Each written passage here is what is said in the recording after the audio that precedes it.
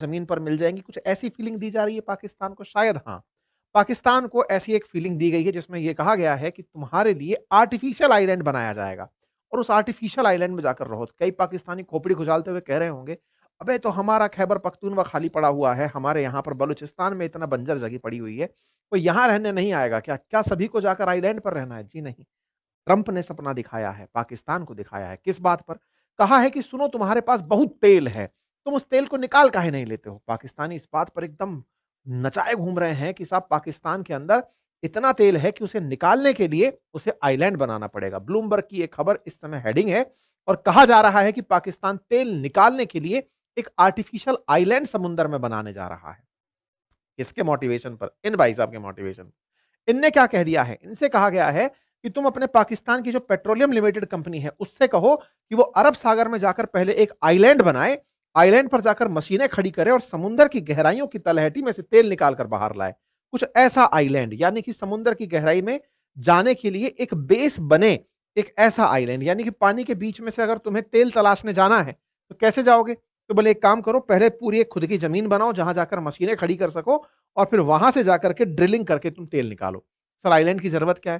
बोला आइलैंड बना लिया ना तो तेल निकालने का जो खर्चा आएगा 33% तक कम हो जाएगा, इसलिए पहले तुम आइलैंड बनाओ।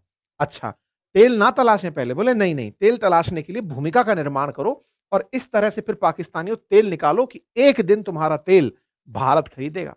और ये सपना दिखाने वाले कोई और नहीं अपितु ट्रंप हैं, जिन्होंने पहले ये समझाया दुनिया को कि सुनो, आईईए का मानना है कि दुनिया में तेल का बाजार $4 ट्रिलियन का है, जो बढ़ते-बढ़ते $6.5 ट्रिलियन का हो जाएगा। अमेरिका ने इनको समझाया कि अगर तुम भी तेल निकलवा लिए अपने यहां से, पाकिस्तान का तेल अगर निकल कर आया, तो उससे हो सकता है कि तुम्हारे पास इतनी अमीरी हो जाए कि सब लोग एकदम माला-माल हो जाएँ। अब सवाल ये है कि पाकिस्तान के अंदर जो ये माला-माल होने का सपना आया है, इससे भारत पर क्या असर हो सकता है?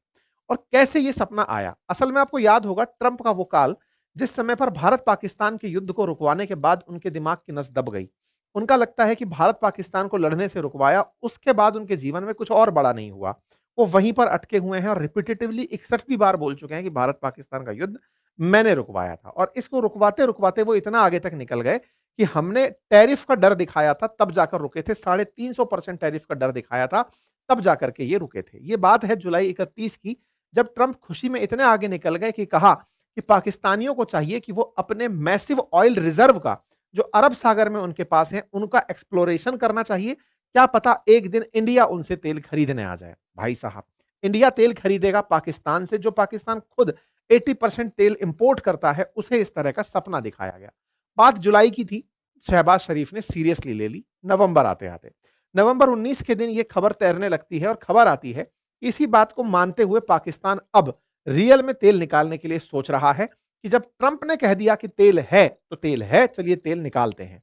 अब तेल निकालने जाएँगे कहाँ? बोले समुंदर में। समुंदर में तेल कहाँ है?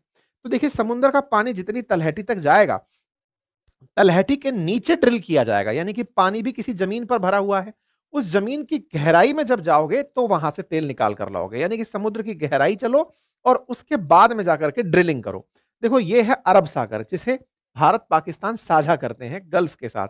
यहां पर पाकिस्तान का जो सीमा लग रही है कराची से लगभग 300 किलोमीटर के आसपास के क्षेत्र में, 30 किलोमीटर के आसपास के क्षेत्र में ये कुछ आर्टिफिशियल आइलैंड बनाने की प्लानिंग कर रहे हैं। इनकी प्लानिंग 30 किलोमीटर दूर सुजावल इलाके के पास में एक आर्टिफिशियल आइलैंड बनाने की है, जो कराची से 130 किलोमीटर है, लेकिन सिंध से 30 किलोमीटर की दूरी पर है।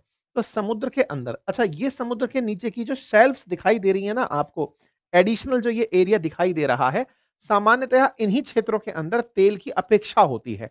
ऐसा क्यों? क्योंकि जब बहुत सारी नदियां अपने साथ में फॉसिल लेकर जाती हैं, जीवाश्म लेकर जाती हैं, तो वो इन्हीं कॉन्टिनेंटल शेल्फ्स में सालों तक दबते रहते हैं और वहीं से तेल निकलने की संभावना बनती है। क्योंकि इसी क्षेत्र से होकर सिंध नदी भी गिरती है, तो सिंध के साथ भी बहुत सारा ऐसा जीवाश्म आया होगा जो सालों तक दब करके फॉसिल के अंदर कन्वर्ट होकर फ्यूल में बदला होगा।